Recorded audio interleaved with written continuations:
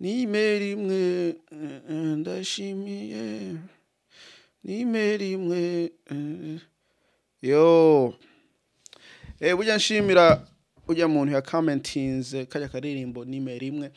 cyaye ahubwo ariko ndavuga ngo email sinarinze ko ariko baravuga ngo ati nimera imwe ngo ati number 1 yo ino munsi ngoma ko tuyaga kwa abantu babiri ngani cyane cyane tuzakuraba ku muntu umwe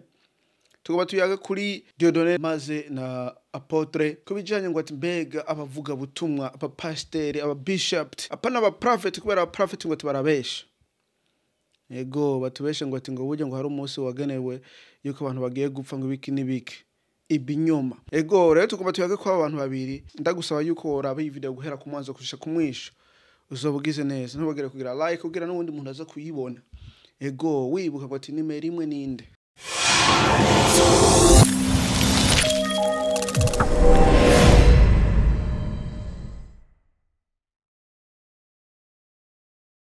Okay, ati ndagaruse mwire mwake kare kwicano Dieudonné ND akasina abanyitonije imbere Dieudonné uri mushasha ntubagira kugira like subscribe comment tari mushasha naho ntubagira kugira portage ati rungikira mugenza kugira nabonye nashobore kumenya ukuri ati ukuri aho kuri kuna nta handi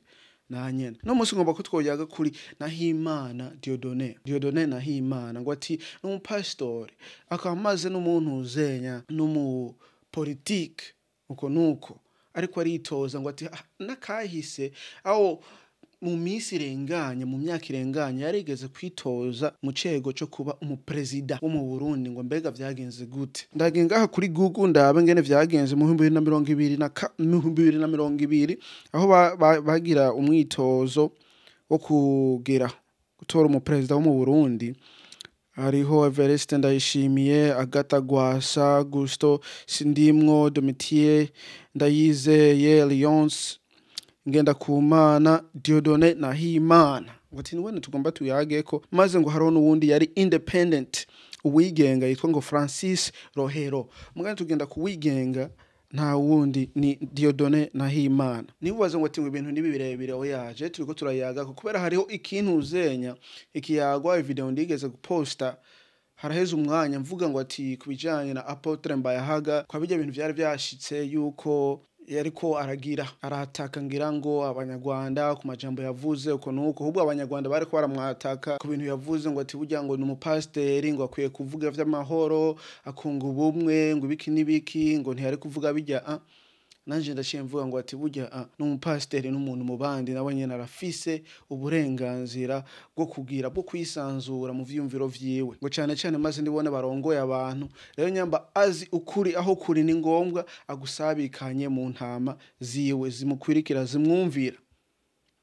rero nanje nico gituma naciye niyumvira ngo ati ibintu bibiri mbega umupastori umuvuga butuma mu bishop apana mu bishop arashobora kuja mu vya politique arashobora kwitoza arashobora kugirana beshi hari abantu usanga batabitahura batavyumva batagomba kuvyemera mugari ngo ati ni ibintu biriho rero hari naka video tuza kumviriza ariko arabisigurako rero ngo tinge turabaka hahise ngaha yirukiye independence yirukiye ari independent n'ubunyarara cyaka kwirukira kuba umushinga mateka ari independent yigenga mugari ku president mu 2020 amajwi yarose abantu bamutoye aha bavyereka ngo ati byari bihumbi 18 n'amajana 7 urumva ntiyashikanye 1% kubera abantu batoye bari hafi miliyoni 4 bambe imiliyoni 4 zirenga uri kuraraba ngaha Ndayishimiye yarose amajwi imiliyoni 3 urumva 71 percentage hanyuma Agatha Gwasa nayo yarose amajwi imiliyoni hamwe n'abandi Gusto Sindimwo 73 nuko mugani yarose Dieudonné Nahimana 18 n'amajana 7 burya ngo ati umuntu ngo ashoboye kuronka igiti aho ubutegetsi ari independent yigenga ngo ati ni ibintu bigoye ni ibintu bishobotse aba yakunzwe aba yakoze aba azanye ivyumviro vyitekerezo bikomeye kandi abene gihugu bashaka bipfuza bagomba gushikako usanga ari ibintu bikomeye rero kwitoza independent. Aka kara gaciyemwo mugani ndibaza niwe muntu acinze mw'amatora ya 2025 niwe uri kuraraba afise chance yo kuronka ico giti c'umushinga amateka yigenga kubera mwibi bintu ngo arabiramvyemwo. Gati n'umuntu ari consistent, n'umuntu adaheba, n'umuntu aguma apambana. Maze usanga naho atotogwa mwibi bihe usanga yirukiye kuba umuperezida. Ego ngo atuburya ngo ikintu c'umuntu kiramuranga kandi agikunda urumva yama yacirukiye. Nikone biri. Ego rero nga tugaruke sindabajane kure hinga ndabagarukane. Tugaruke ngo ati kubijanye n'abapastori bavuga ubutumwa mugano ugasanga barafise personality aho ingenzo yo kuvuga ngo ati baravuga n'ibintu bijanye n'ubuzima aho vyisi politique uko nuko hari ababibona nabi bakavuga ngo ati burya ngo uri umupastori ngo umurongo wawe nuwo nyene niwo kuvuga ijambo ry'Imana ni kuvuga ubutumwa gusa ngo ati ntabindi mugani suko biri. Ni nkuko umuganga atavura gusa fuye mu buganga avuye ku bitaro usanga ari mu bindi. Umutagisi uko nuko ntaguma atwaza agiye muhira avuye mu bindi usanga ari mu bindi. Rero n'umupastori nuko nyene nawe nyene afise uburenganzira bwo gukora ibindi. Hinge twumvirize kano ka video ariko arabivugako. Mbega umupastori arashobora kuza kwitoza mu bijanye n'ivyo mu bya politike canke mu bijanye n'amashinga amateka. Ikibazo ca mbere ibintu byose mandeke kubisigura bijanye n'ingene bita pastori. Atari pastori ni bande bemerewe. N'abasoda, n'abagronome, n'abakora ikiki, n'abakinyi b'umupira, n'abandi n'abajournaliste nibo kuza kwito kubera iki. Amategeko avuga ko Burundi hitoza umwene gihugu akwije ibisabwa n'amategeko. Nta numwe bakumiriye. Ko bitwa umupastori, ko bitwa umupadiri, ko bitwa umukinyi w'umupira, gukora akazi ariko kose. Kuko umurundi afise uburenganzira. Cyo ni cambere ca kabiri. Bibiliya. Hari hano Bibiliya yigeze ivuga ngo umuntu umukozi w'Imana afise uburenganzira bwo gushobora guterera mu bijanye n'ibyuzima bw'igihugu.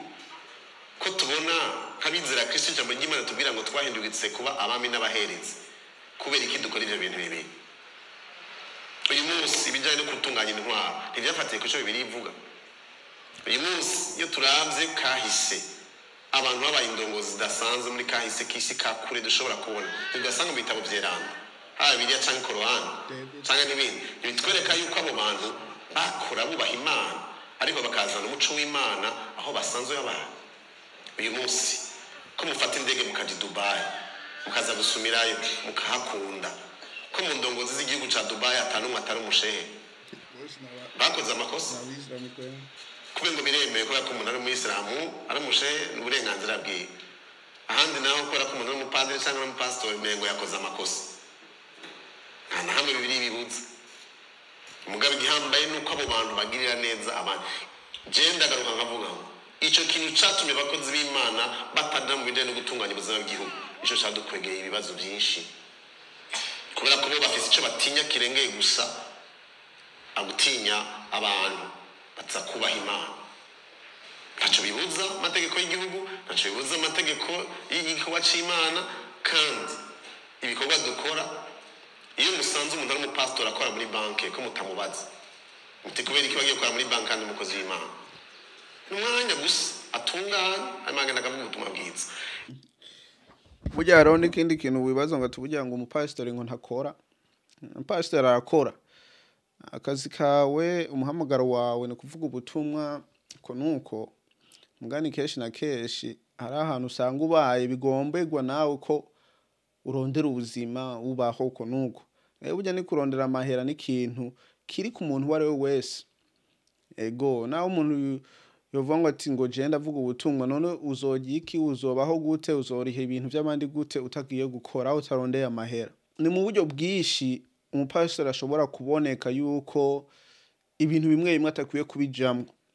Gusa je cyo ndakubwira ikintu atakwiye kucamwo ni icaha. Kuti keshi na keshi naho bo bindongozi mugane bakamara kubona ayo mahera ususanga nabo nyene baguye. Ico kintu kirashobora kubashikira mugana handi ho ari umuntu mwiza afise ivyumviro vyiza akurikira Imana ageze hajya ahantu akaba umushinga amateka umuperezida mu nzego kanaka agakurikira ya mana yiwe kuba ya mana yiwe usanga bimeze neza kugira ngo abantu bahe imana bakwepe basigire abantu batubaha imana ari baza gufata ingingo zituma abantu baruha bamererwa nabi twabimenye izosubira kubireka abakozi imana bazoza abaha imana bazoza kandi bazotunganya ubuzima bw'abantu bumere neza nta cyaha kirimo nta kosa ririmo kiretse gusa kutacubandanya ubikoresha je ndi umukozi w'imana ndavuga ubutumwa muzokurikire ubutumwa bwose navuze buri kuri YouTube nimwasanga umunsi umwe narafashe ubutumwa nkabuhindura kampani yo kwitoza muzovuge muti yarataye umwuga ngeze mu gikorwa c'imana muri gikorwa c'imana ngeze muri kampani yo kuvuga ubuzima bw'uburundi n'abarundikazi n'abarundikazi no gutunganya ibya tuvuga ivyo twishimikije umuco wo kubaha imana atishimira wowe ushoboye kuraba kano ka video mugani ngomba yuko wotahura yuko kugira ngo ubuzima ni bwa twese uri umugore uri umugabo uri umwana kunuko ukomeye udakomeye kunuko twese dufise ubuzima bumwe kandi twese turarondera aho turondera niho nawe ushobora kurondera si kuvuga ngo ati umupastor ngo ntashobora kurondera hajya ngo ni wewe wemerewe gusa kuharondera suko biri benshi ntibabitahura nico gituma na apotre kwa bijya bintu bamwatetseko avuga ukuri kwiwe uko nuko ugasanga abantu ubwo wagomba nyene ko atavuga kubera ukuri bujya kuragoye kwakira kuragoye ko kumva rero uri mu ico kibazo usanga kenshi na kenshi uvuga ati we nuhore girante ibintu bikuraba oya ubwo biramuraba nico gituma uko kuri kwiwe gushobora kugira kubonesha ikibi cawe kandi abantu benshi bakatahura ivyo batari bazi bakamenya ivyo batari bazi bakumva ivyo batari bwumve kandi bagafata ingingo zitomoye nico gituma ngo ati ukuri kwama gukenewe kandi ukuri kuzokwama gushika naho ibibi usanga ari byinshi naho wogomba kukunyegeza ngo ati ukuri aho kuri kuzokwama kwerekanwa ngo ati nuko biri niko n'Imana yabipanze umwarimu umuki wewe umwene gihugu ufise uburyo ngo uriruka urarondera kubera ugwanira igihugu cawe nta muntu afise uburenganzira bwo kukubuza